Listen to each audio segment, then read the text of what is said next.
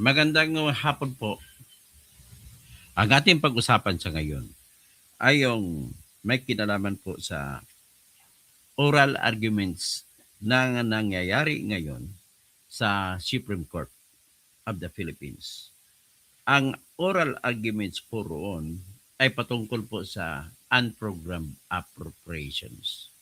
Para malaman ninyo, ano ba talaga ang unprogrammed appropriations? Tapos sasabihin ko kung ano ang issue at kung paano tayo ninanakawan nito na kailangan na talaga ang tulong ng Supreme Court na magdesisyon ng Supreme Court na pagbawalan na yung tinatawag na unprogrammed appropriations. So, magandang hapon kay Helen Bagyo, kay Andrea Guico, mayapagat panapon, si Helen Bagyo, Naimbag Malim. Pagkatapos si Agent Double. Good afternoon, Dr. Toto. I'm listening from Winston-Salem, North Carolina. Okay. So, ganito po yan. Una, siguro wala pa tayong audience. Siguro mag-wrap up muna ako kung ano mga balita sa ngayon. Una, ang gusto kong balita, i-ano ko ito mamaya. I-vlog ko ito mamaya. Handang-handa na sila talaga. Pinadala na yung sulat ng sabpina o yung utos ng House Justice Committee na para papuntahin yung kriminal na sinungaling na si Madriaga, Ramil Madriaga, para daw magtitistigo laban kay Sara sa April 14. So ang ititistigo ni Ramil Madriaga ay base sa kanyang butas-butas na sinumpaang salaysay. Saan ka makakita ng sinumpaang salaysay na mismo kanyang mga sinabi ay nagkontra sa isa't isa? Pangalawa, yung kanyang mga sinabi ay walang detalye. Pangatlo, hindi ka panipaniwala kung sa totoong buhay sapagkat po ang kanyang mga sinasabi, kagaya nito, na naghatid daw siya ng isang duffel bag na pera na mga 33 hanggang 35 million ang laman at dinala yun, hinatid niya daw sa kaninong tao. Hindi niya pinangalanan kung sino. Ang unang sinabi niya na pinahinatiran niya ay yung mayor ng Laguna. Ang tanong, bakit hindi mo pinangalanan kung sino ang mayor ng Laguna na yan? Number 2, tapos sinabi niya na ibinigay daw niya sa tauhan ng mayor ng Laguna. Sunod naman na tanong, pera po ang dinadala mo ay 35 million po ang laman.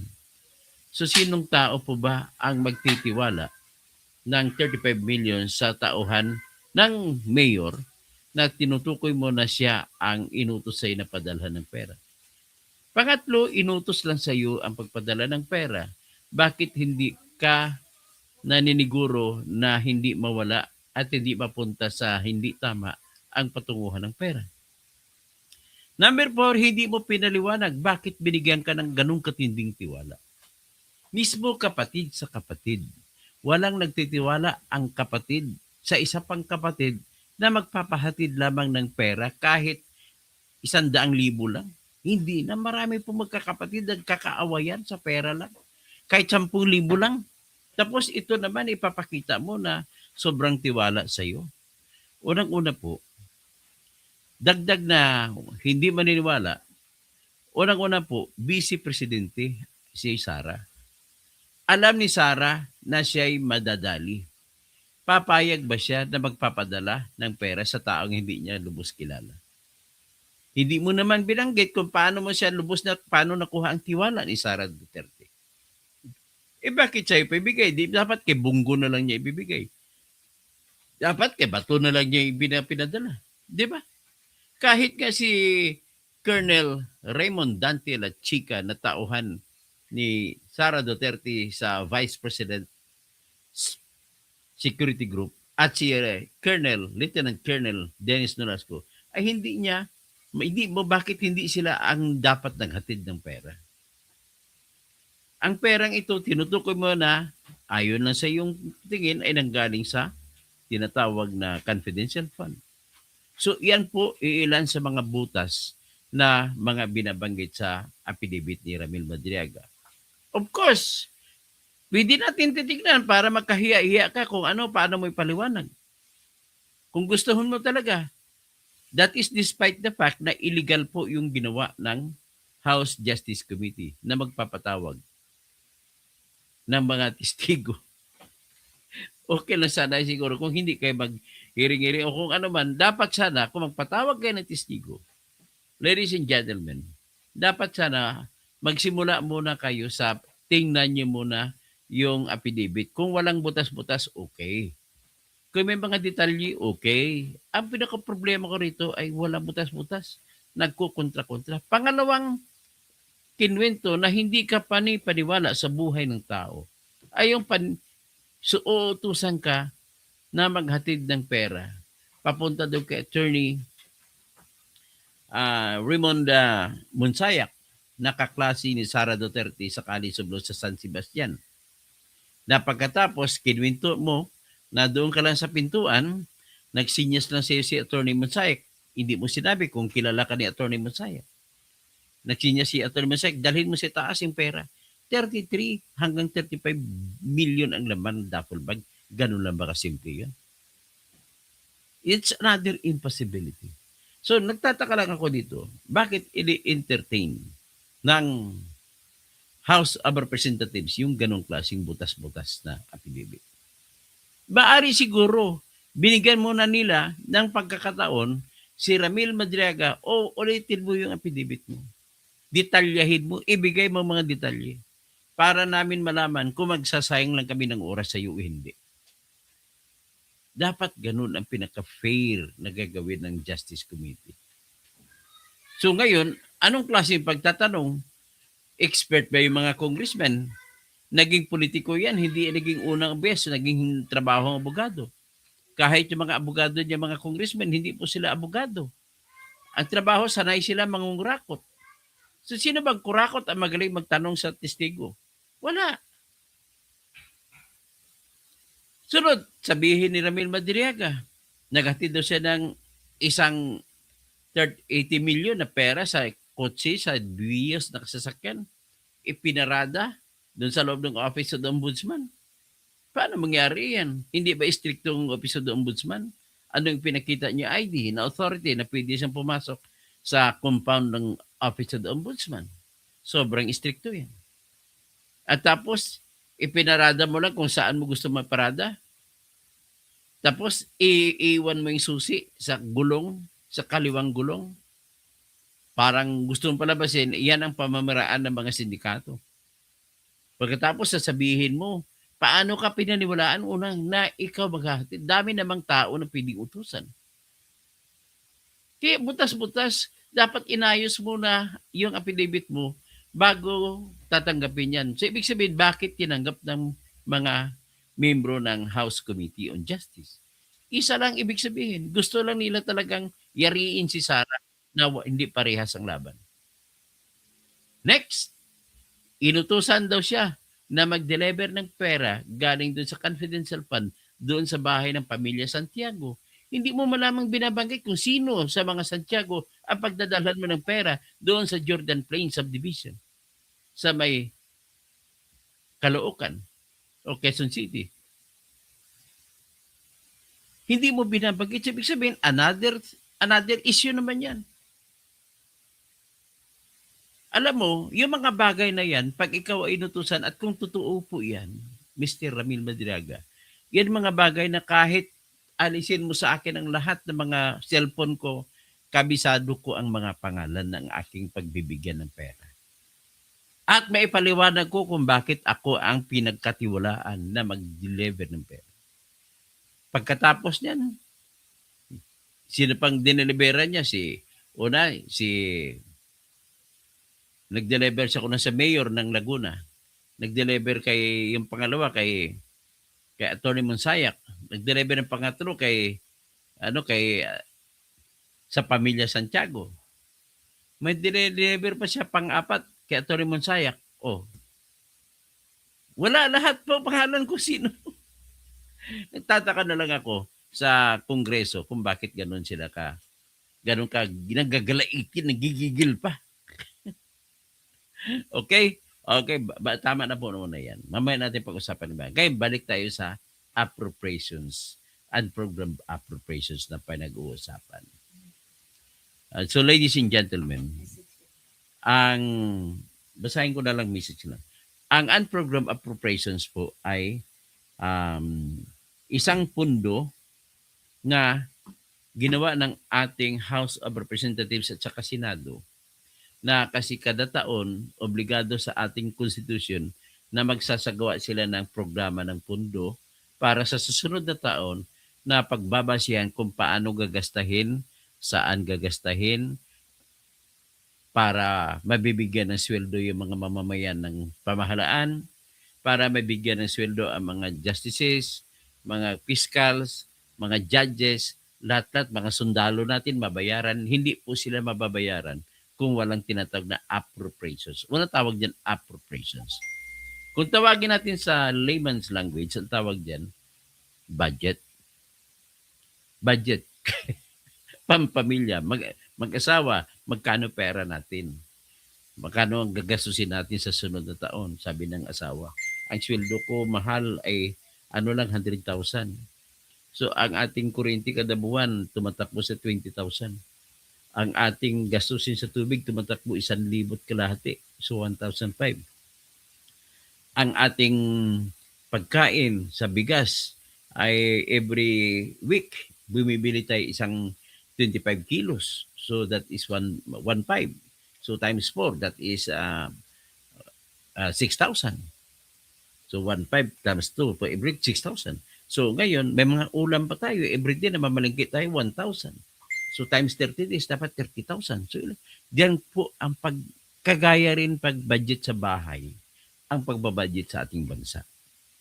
So, kung magbabudget po ang bahay, lahat po na dinesisyon na ng mag-asawa ay doon na sa susunod.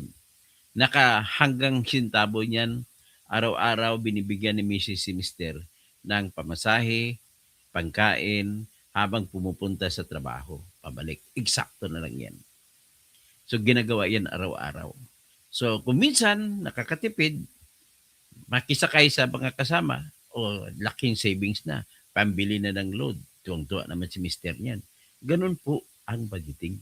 Ngayon, sa buhay ng kahit sinong pamilya, meron bang pamilya dito nang babudget para sa mga bagay na na hindi nila alam kung kikita sila o hindi?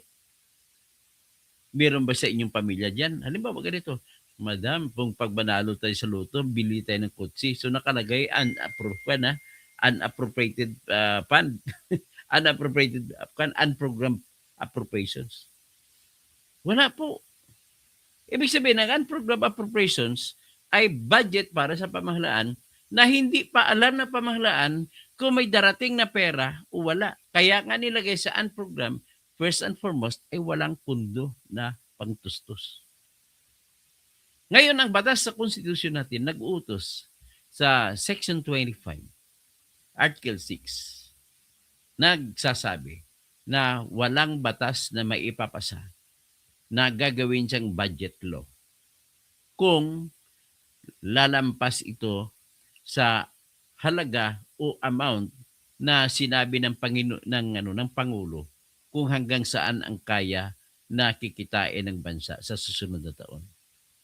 Although hula din yan, pero nakabase yan sa history. Kinita niya, 5 trillion, kaya natin kikitain 5 trillion. So, ito namang mga programa ko, may suggestion ng President.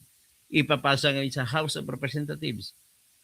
Ang House of Representatives, may power sila kung palitan nila o aprobahan o hindi aprobahan o i-modify o basta sa limit ng hindi lalampas ng budget na sinabi ng Pangulo ng Pilipinas. Kung sundin yan, wala na sana tayong problema. So pagkatapos ng House of Representatives, ipapasa sa Senate. Ang Senate naman, maaring bagbaguhin pero kailangan hindi lalampas sa perang sinabi ng Pangulo ng Pilipinas na hanggang dyan nang kikitain natin. So pagkatapos niyan, magiging para magsigo-sigo kasi magkakaiba ngayon ang produkto ng House of Representatives at saka Senado. So magkikita sila sa isang committee na kung tawagin ay Bicameral Conference Committee. May representative mula sa Senado, may representative mula sa House of Representatives. At pag sigu-siguin nila, mag-agree sila na iisang version lang ang gagawin. At pag maaprubahan nila kung isang version, ibibigay ngayon sa kamay ng Pangulo at pipirmahan ng Pangulo kung gusto niya ayon sa kapangyarihan sa saligang batas. Ngayon, kung merong mga bagay doon na ayaw niya, mga item, pwede niyang i-X, tanggalin. Pagkatapos niya mapirman ng Pangulo, magiging budget na bago mag-January 1, dapat ready na yan. So pag January 1, 20, kung ano man taon, ay iyon na ang susundin na budget. So, nangyari po yan. Sa mga budget po kasi, ang nangyayari ay kung sa loob ka lang, may mga number one na paborito ng mga congressmen, grabe, at pati mga senador, pero mas matindi ang congressmen, ay yung mga infrastructure projects. Kasi ang haba kasi ng tuwang para kumita sa mga proyekto, lalo na proyekto ng kalsada, pwede sabihin na kumita sila dyan. Imbis na 5 simento, uh, I am wish. you are wish. Okay.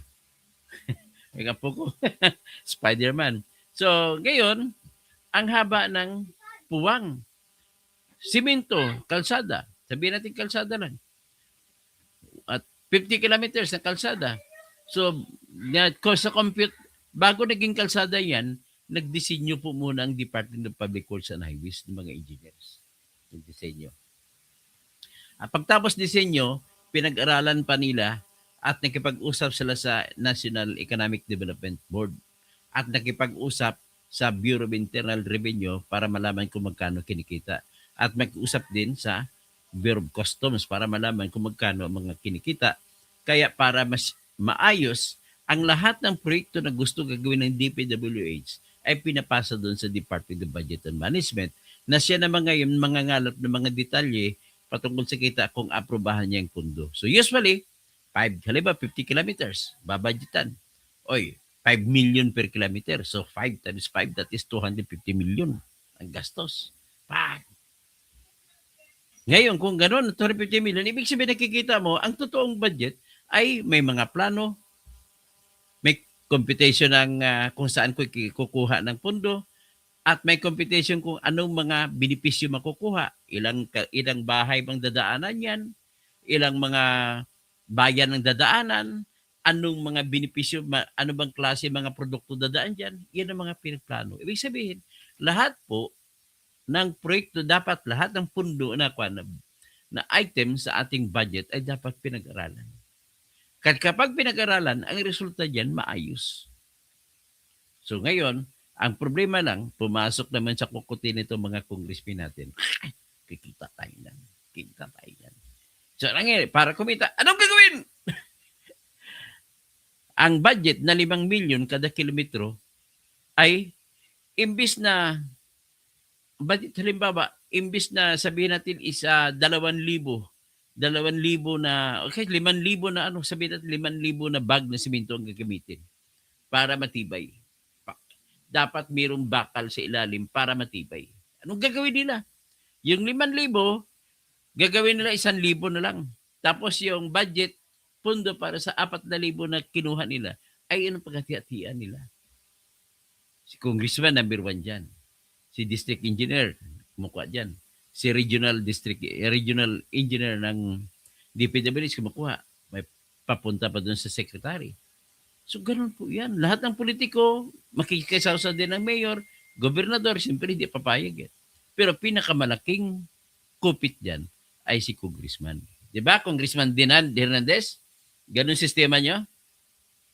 So, because of that, nasisiyahan ngayon ang mga congressman. Lumalaki pangangailangan kasi lumalaki na ang bilihan ng buto. Kailangan makikita sila ng malaki makapaghanda pag susunod na eleksyon. Marami silang bala panlaban sa eleksyon. Tutumbahin nilang katunggali nila sa pamamagitan ng pera na hawak nila sa bulsa. So, ganun yan. Over and out. Ilang taon na nakalipas. Ngayon, naging mas matalino congressman natin.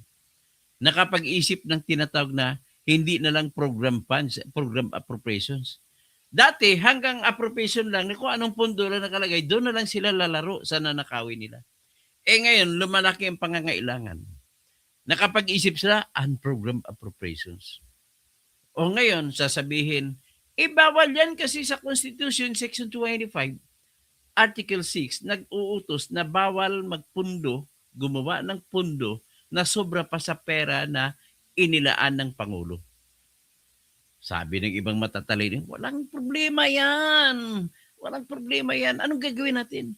Gagawa tayo ng ibang pondo, ibang budget na maraming flood control, pero sabihin natin wala pang pondo. So tawagin natin unprogrammed appropriations.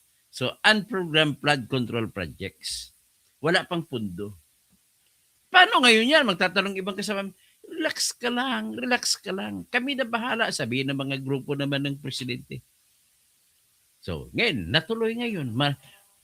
Ngayon, ang ginawa nila, inaprubahan nila ang budget, hindi lang yung budget na mga gagawin at mga sweldo ng mga opisina, gastusin sa bawat opisina, kundi nagdagdag pa ng mga flood control projects na dapat ipasok. Kung limitado ang pera, dito sila ngayon lalaro sa unprogram. So ngayon ang gagawin nila, sige, magprograma tayo na may pondo.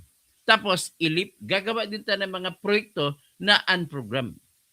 Tapos, para mapunduhan, ang gagawin natin, ilagay natin, gumawa diskarte para maipalusot natin, ito naman ay may kondisyon. Ipapatupad lamang kung mayroong sobrang pera na collection, number 1, collection sa buwis.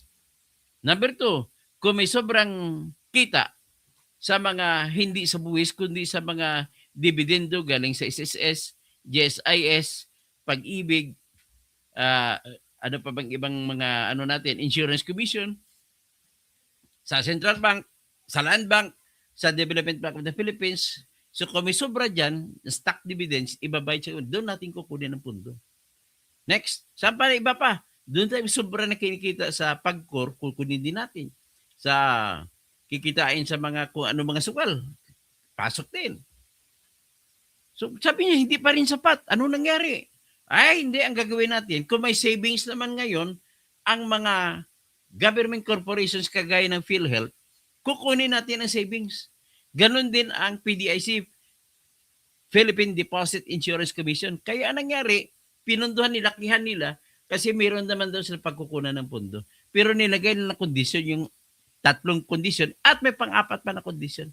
Itong iba, kung may mautang tayo sa bangko, yun gagamitin dyan. Yan po, reality. Yan po ang ginagawa. Ang tanong na lang, ladies and gentlemen, tama ba yun? Naaayon ba sa ating konstitusyon? Ang sagot ko dyan po, hindi po. Kasi ang nangyayari, plunder na po yan. Pinapalawak nila ang lalaruin nila para kumita pa ng husto. Kasi habang tumatakbo ang panahon, lalo na ngayon, di ba hindi nyo ba napapansin? Kung sino ang nananalong gobernador ngayon, ay hindi na siya mapapalitan halos kasi nasa puder na siya. Sa kanya didirekta papunta yung mga unprogrammed funds na kikitain nila. Yan po ang salot sa ating bayan. So, ibig sabihin po, pag nasita natin itong unprogrammed funds na ito, unprogrammed UAs, unprogrammed appropriations, ay mababawasan ang political dynasty. Saan ba nahuhubog at lumalakas ang mga political dynasty? Sa mga pera na kikitain. At saan sila kumikita ng pera? Doon sa mga unprogrammed appropriated projects kagaya ng flood control. So, okay. So, ibig sabihin, ano ang mga constitution provisions na nilabag nito? Number 1, balik tayo doon sa Section 25, Paragraph 1, na sinasabi na walang anumang mga budget ang ilalagay kung susobra na sa pondo na inaprubahan ng Pangulo ng Pilipinas. Or hindi pwede dagdagan ang ating mga budget na mas masobra pa sa pundo na sinuhestyon ng Pangulo. Bakit ganon meron sa ating konstitusyon? Sapagkat po, nakalagay din po sa Section 22 ng Article 7 na pagkatapos na magsuna ang Pangulo ng Pilipinas ay iniutos sa kanya ng konstitusyon na magsumiti ng budget kung tawagin National Expenditures Program. So NEP o NEP. At ibibigay sa House of Representatives. At nakasaad dito na kailangan ilalagay niya ang budget kung magkano at anong mga programa ang gagawin niya. Kasama na siyempre dyan, yung mga lahat ng opisina ay dapat may pondo. Lahat ng empleyado ay dapat may sweldo. May allowances, lahat-lahat.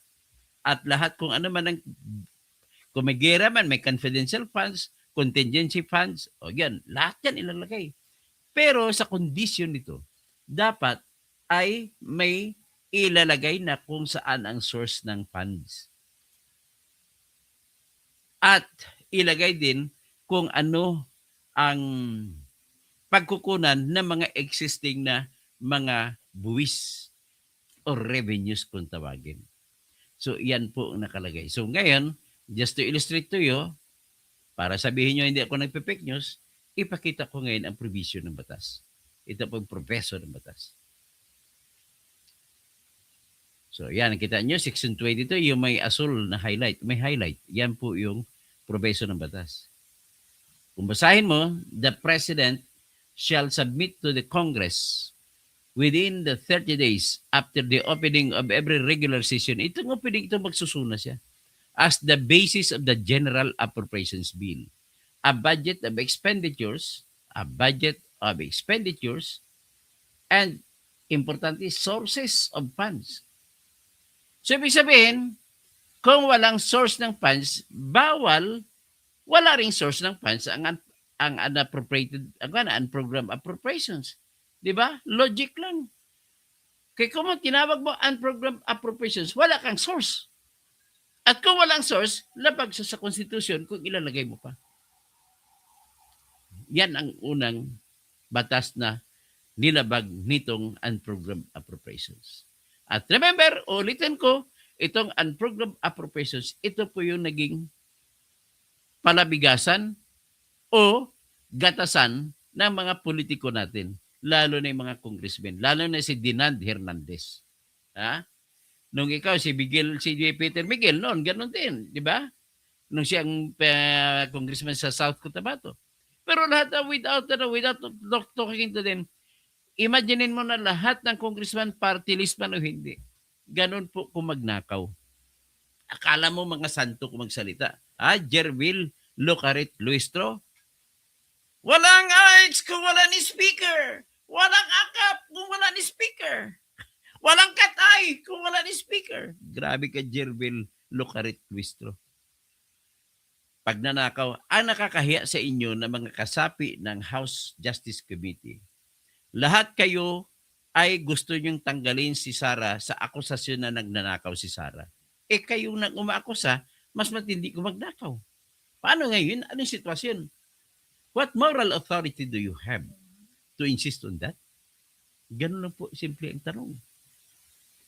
So, ano pa bang ibang sitwasyon na dapat tingnan natin? Sinasabi ko na ginagamit lang ito na pagkakitaan ng mga congressmen. So, ibig sabihin, ang tinatanong na lang natin ngayon ay ano ang mga batas na nilalabag. So, in a way, nakikita naman yung argumento ko, may mga argumento ako na wala sa argumento ng mga abogado na nagsampa ng reklamo na kung saan andoon sila sa Supreme Court sa ngayon nagdidebate. Yung Section 1, Section 25, Paragraph 1, binabanggit din nila doon. So, ngayon, may isang nagbanggit doon, si Attorney Butch Abad, nabanggit niya, hindi pwede na magkaroon ng unprogrammed appropriations sapagkat po inuutos sa Section 22, Article 7, na ang presidente, ang isusumiti niya na proposed budget ay dapat may source of financing. So kung unprogrammed appropriations, walang source of financing. So, unconstitutional, labag sa konstitusyon. Ganun lang po kasimple. Ngayon, gina-argumento nila, flexibility daw. Kailangan may flexible sila. Kasi kailangan din daw ay minsan mayroon ko ano mga binabanggit nila. Kung minsan may mga dapat na proyekto na nakalaan, kumbaga nakaabang na lang. At kung may pundo at kailangan din yon, so ina-argumento nila na ito po ay a matter of policy. Policy ng mga katalinuhan ng mga political officers natin. Sino ba mga political officers natin? Ang mga political officers po ng bayan ay yung mga hinalal ng bayan. Number 1, presidente. Number 2, vice-presidente. Number 3, mga senador. Number 4, yung mga congressmen. Sila nag-uusap kung anong polisiya, kung anong susundin nila. Ang tanging limitasyon lamang sa kanila ay kung ano nakasabi sa konstitusyon. Kaya lang, yung mga nakasabi sa konstitusyon ay pilit nilang, kunwari lang, on a hindsight, kunwari hindi nila alam. Para kasi sa kautusan ng kanilang damdamin na nag-uudyok ng apoy na kumita ng pera para sa kanilang bulsa. Kaya, hindi mo ba napansin? Bakit si Governor Johnny Pimentel, na gobernador dati, bakit po Johnny Pimentel? Ano po ang negosyo mo na meron ka na ngayon mga sports car na halaga halos 1 bilyon at meron ka pang nagpagawa ka pa ng garahe ng mga sports car at ang halaga 1 bilyon din? Saan ang galing ang perang yan? Huwag mo sabihin sa akin na may negosyo ka na ganun kalaki ang kinikita. Mr. Ace Barbers, Mr. Matugas, lahat po kayo. Lahat, hindi ko lang mababanggit sa dami ninyo. Puro kayo mga ulupong. Sa totoo lang, na kwento. Ang mabibilang ko lamang sa daliri ko ay yung mapaasahan ko ng mga congressman, si Igay Eres. Yan, maasahan ko yan. Iba, wala na. Si Laila de Lima, nakatanggap naman ng pera mula sa mga 18 sundalo. Na binibigay sa kanya, doon sa tuwing may meeting siya, kasama si Father Flavio Villanueva, kasama yung mga investigador ng International Criminal Court. Doon binibigay sa kanila sa Townhouse number 8 at Townhouse number 9. Tapos tatanggi-tanggi pa, mag-deny-deny para kasi Trillanes, malakas ang tapang tao na mag-deny na mag-deny. Totoo naman, huling-huli na. Ang pinaka-only way na gagawin niya, magsampa ng kasong perjury. So, anyway, sinasabi ko lang ganun yan, na gusto ko maintindihan ninyo kung ano nangyayari sa ating bansa. Ang unprogrammed appropriations. So, ano pang ibang nilabag na batas ito? Ang iba pang nilabag na batas ito, sinasabi nila, kasi kailangan din, may tinatawag na parang special appropriation daw yun. Na kailangan kasi may mga tulay dyan, nakaabang, kung dumami kita tayo, anong gagawin? So, iyan ang katwiran nila, policy daw. Political decision. Kasi binubuto kami ng tao, hindi na kami ibubuto ng tao kung yung mga ibang bagay hindi namin magagawa. So ano yun? Kung special appropriation yun, bawal din. Bakit? Tingnan natin, ipakita ko sa inyo yung appropriation siya sabi na special appropriation. That is Article 6. Ito, ipakita ko yung batas. Mismo Constitution, papakita natin. Ito. So, nakita ninyo, ito po ang Section 25. The Congress may not increase the appropriations recommended by the President for the operation of the government as specified in the budget. The form, content, and manner of preparation of the budget shall be prescribed by law. Okay, wala na tayo dyan. Sinasabi lang yan na hindi pwede lampasan ang halaga na binigay ng Pangulo na hanggang dyan ang pera natin na pagkagasiyan.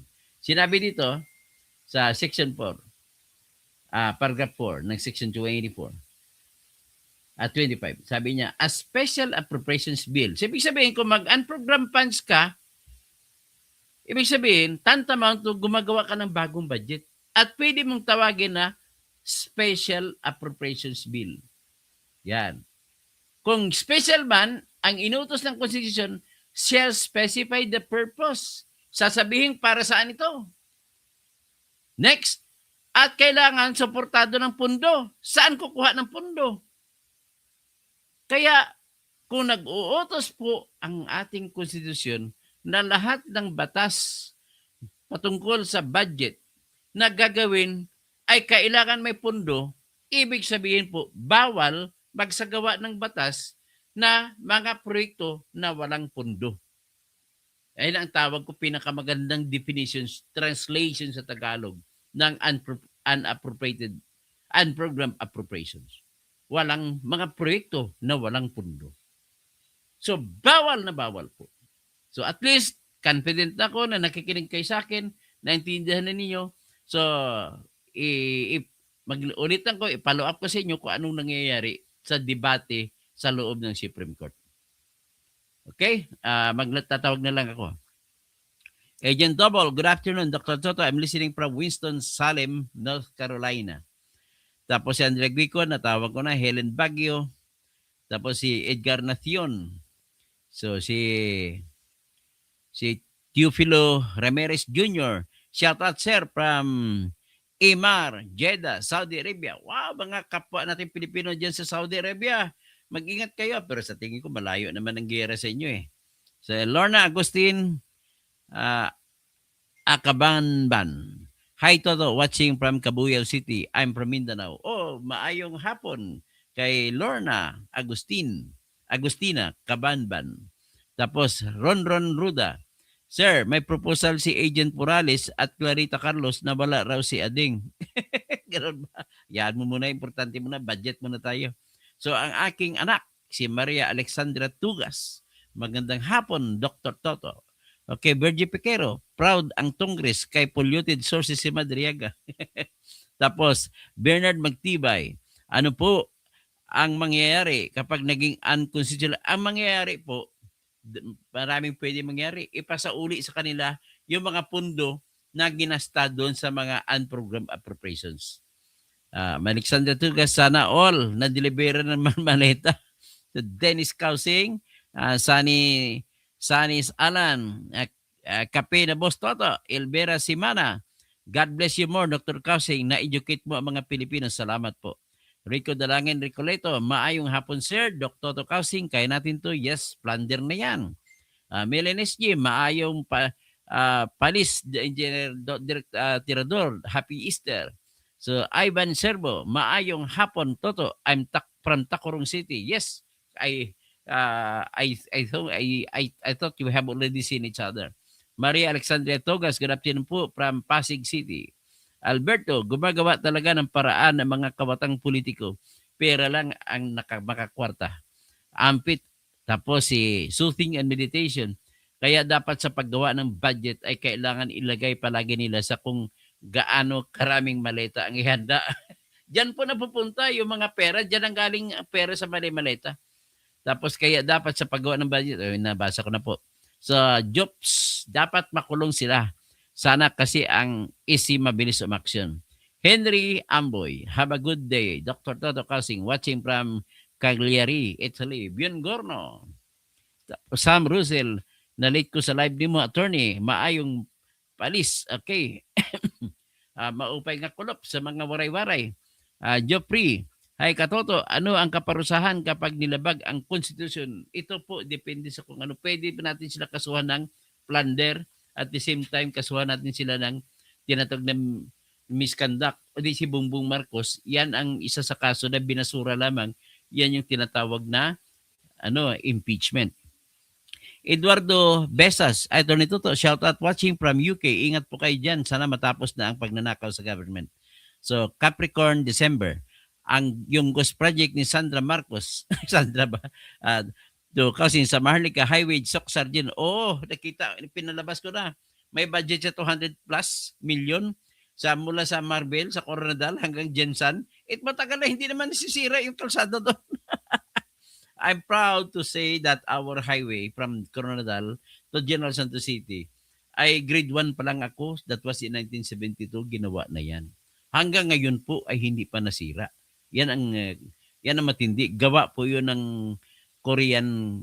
South Korean company na Hanil. Sa panahon, Kasi yon pag hanil, kontrata na yon, ibig sabihin loan na pinautang na sa South Korea. So walang magawa si Marcos Sr. Hindi niya pwede salihan na para nakawin naman ang pundo. Kundi mismo South Korean contractors ang gumawa. So Evita Iskandler, Kausing, hello mga kamag-anak, no? Debot Remix, hello host. At sa lahat, tapos si Yasmin, Doc, wala pa pong live coverage ang oral argument. Ngayon, meron kanina po. Napanood ko ng iba. Tapos Alberto Andor, watching from Milan, Italy. Doc Toto, ingat lagi. Arlene Dones, Sir Toto, ang gapa, di mo saba. Naabot na si Bangag. Naot. Rolando The Divas, watching from Washington, D.C., USA. Tulips, handsome. Nandyan ka na naman, kalbo. Puro ka magdanakaw. Okay. Paki-like lang po at babalik ako. May gagawin na ako ng panghanap buhay.